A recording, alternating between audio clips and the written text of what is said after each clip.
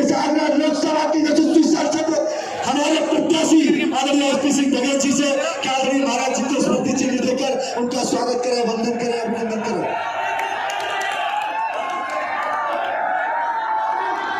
जय श्री राम, जय श्री राम।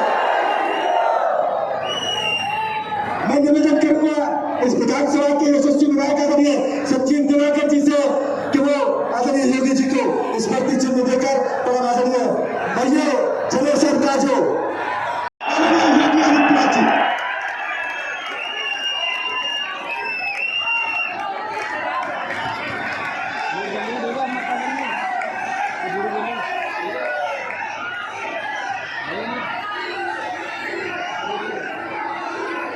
भारत माता की, भारत माता की, भारत माता की। वंदे वंदे वंदे।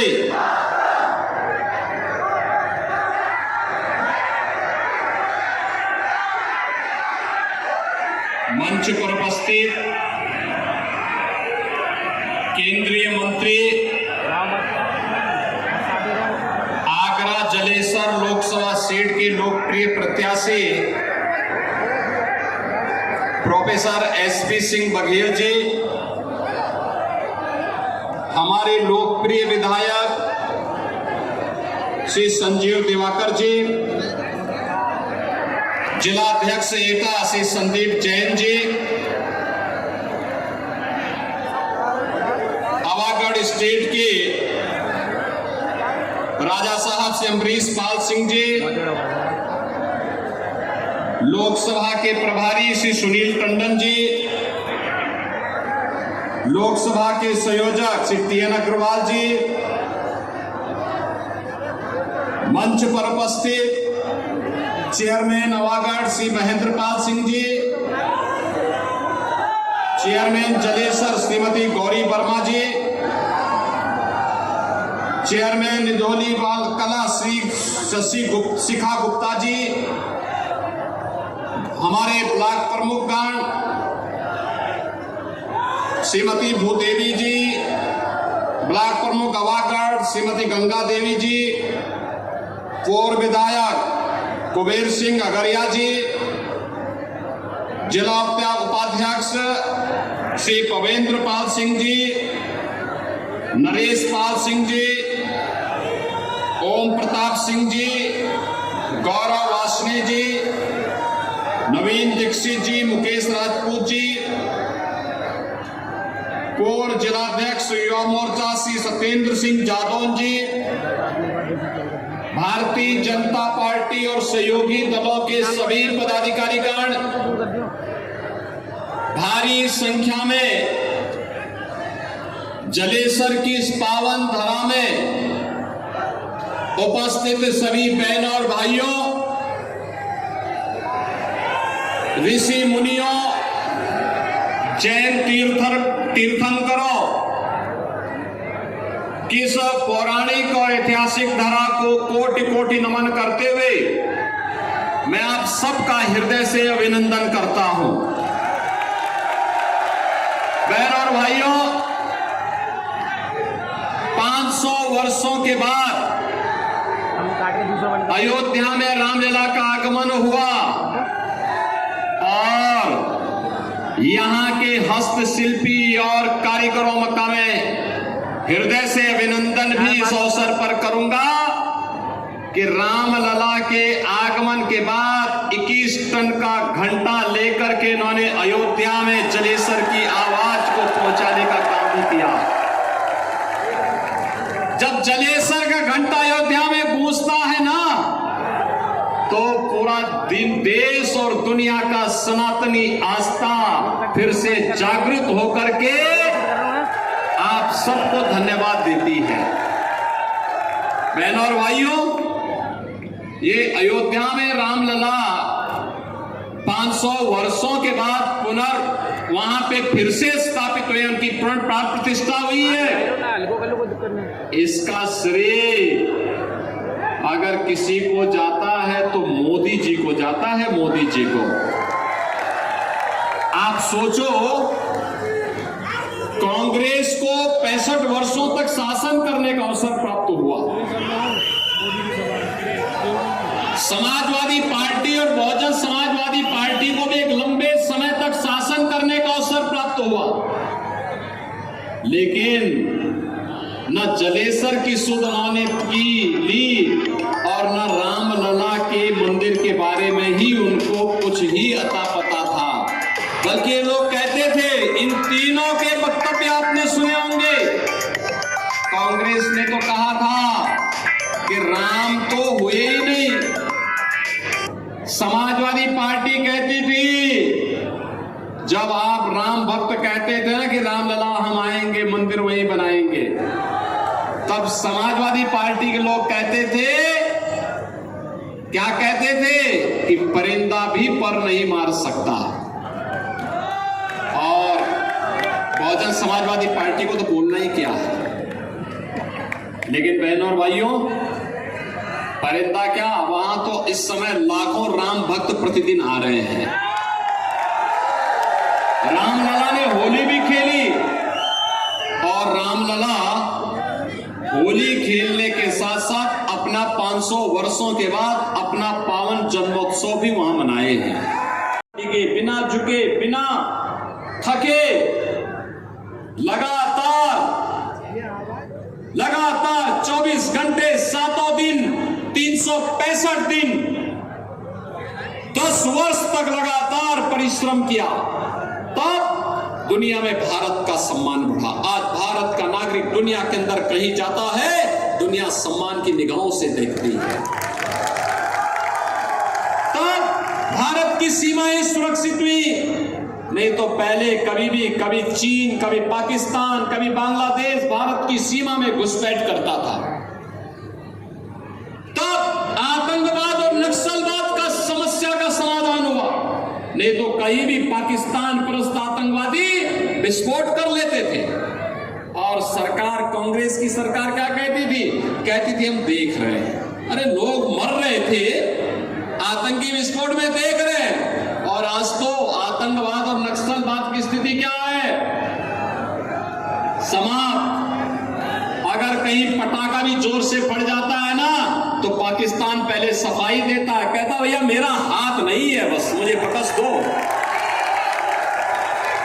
ये परिवर्तन अब बहनों और भाइयों, हाईवे, रेलवे, मेट्रो, हर घर नल की योजना भी संजीव दिवाकर कह रहे थे, पानी की घर घर तक आरओ का पानी पहुंचाएंगे, मीठा पानी पहुंचाएंगे, चिंता मत करो।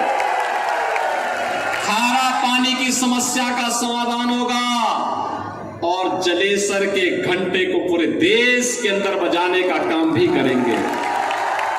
वन डिस्ट्रिक्ट वन प्रोडक्ट में यहां के हस्तशिल्पी और कारीगरों का सम्मान हुआ ना, यहां के घुंघरू और यहां का घंटा पूरे देश के अंदर धर्म स्थलों पर बजता है, हर जगह बजता है। बहनों और भाइयों, सरकार में कार्य करने की इच्छा शक्ति होनी चाहिए। आज सरकार मेडिकल कॉलेज भी बना रही है, आईआईटी बना रही है, आईआईएम बना रही है, एक्सप्रेसवे भी बना रही है, हाईवे भी बना रही है, एम्स भी बना रही है, ट्रिपल आईटी बना रही है, वर्ल्ड क्लास यूनिवर्सिटी बना रही है, एनआईटी बना रही है, और साथ साथ गरीब कल्याणकारी योजनाओं की भी इतनी बौछारें कर दी है। आप सोचो, सपा बसपा कांग्रेस की सरकार के समय लोग भूखों मरते थे और मोदी जी के शासन में 80 करोड़ लोगों को फ्री में राशन की सुविधा का प्रावधान हो रहा है।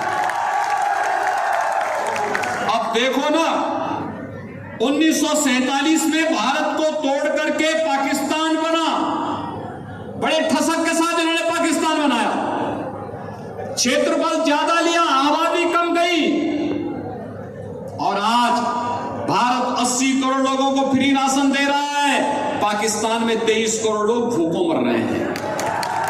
आप देखते होंगे 1 किलो आटा के लिए कैसे छीना झपटी होती है, कैसे छीना झपटी होती है।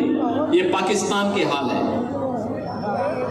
सपा बसपा कांग्रेस की सरकार में लोग भूखों मरते थे, किसान आत्महत्या करता था।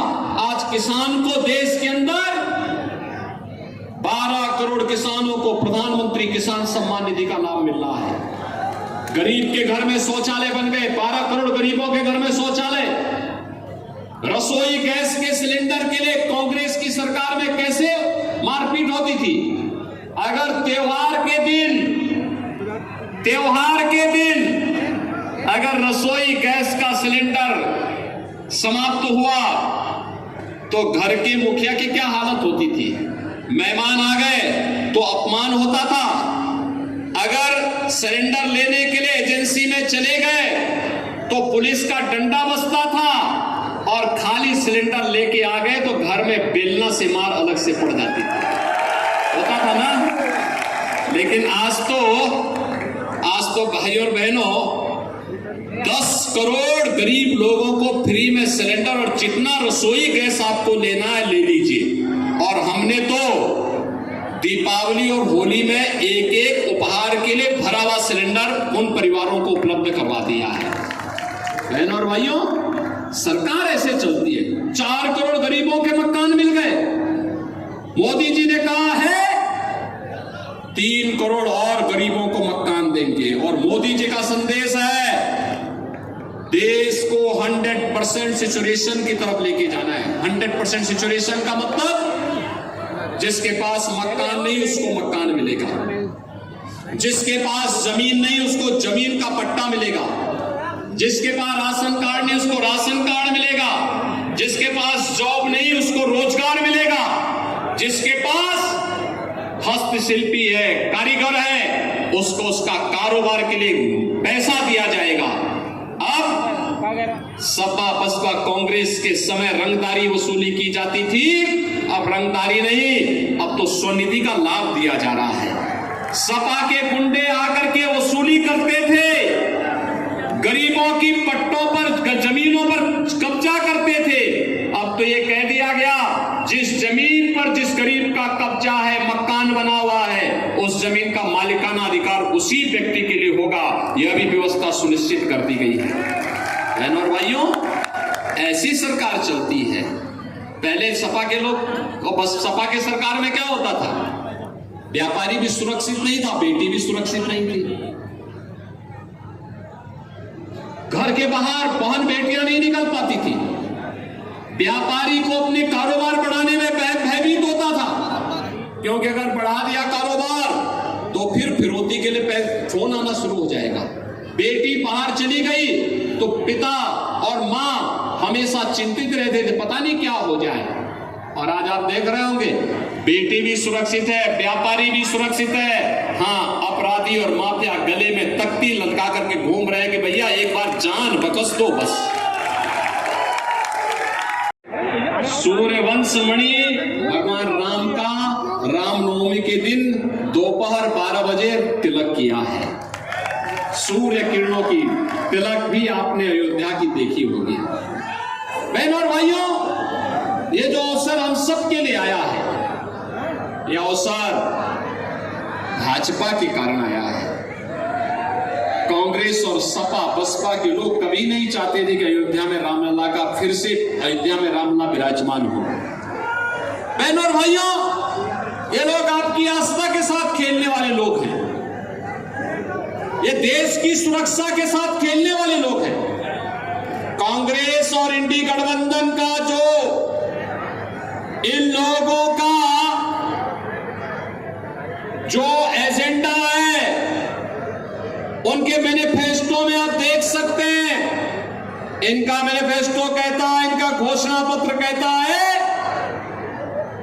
कि हम भारत के अंदर व्यक्तिगत कानून लागू करेंगे। व्यक्तिगत कानून लागू करने का मतलब तालिबानी व्यवस्था को लागू करना। क्या भारत का तालिबानीकरण करने की छूट आप देंगे क्या? क्या भारत में तालिबानी शासन होना चाहिए क्या? ये कांग्रेस के लोगों को क्या हो गया? ये कांग्रेस सपा के लोगों को क्या हो गया? ये लगातार आपकी आस्था के साथ भी खिलवाड़ करते हैं, राष्ट्रीय संप्रभुता और सुरक्षा के साथ भी खिलवाड़ करते हैं।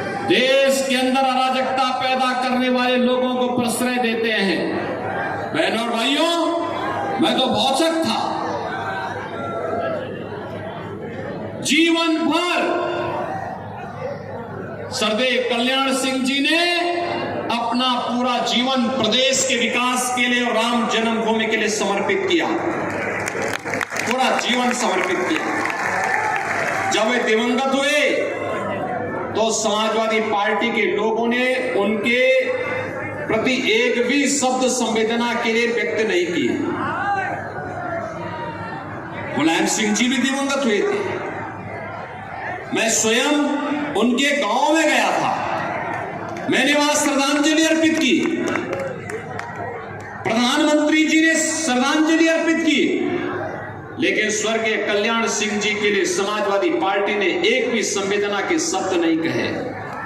और बहनों और भाइयों, यही नहीं, एक तरफ राम भक्त कल्याण सिंह जी का अपमान होता है और दूसरी तरफ अभी एक माफिया मरे थे ना, माफिया की मौत पर समाजवादी पार्टी के लोग फतिया पढ़ने के लिए गए थे, फतिया पढ़ने के लिए। इसलिए अवसर है आपके पास, चुनाव के माध्यम से समाजवादी पार्टी के प्रत्याशियों से बोलिए कि भाई जाओ, देश मोदी जी चलाएंगे और तुम लोग 5-10 साल और फतिया पढ़ लो, तुम्हारे लिए वो जगह ठीक है।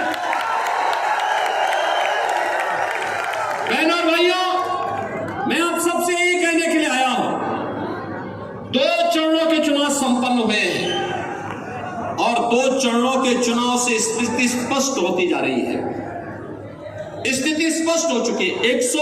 543 में से 191 सीटों पर चुनाव देश के अंदर हो गए हैं और पूरे देश के अंदर एक ही आवाज गूंज रही है, एक ही स्वर गूंज रहा है और स्वर है कि बहनों और भाइयों, वह स्वर है फिर एक बार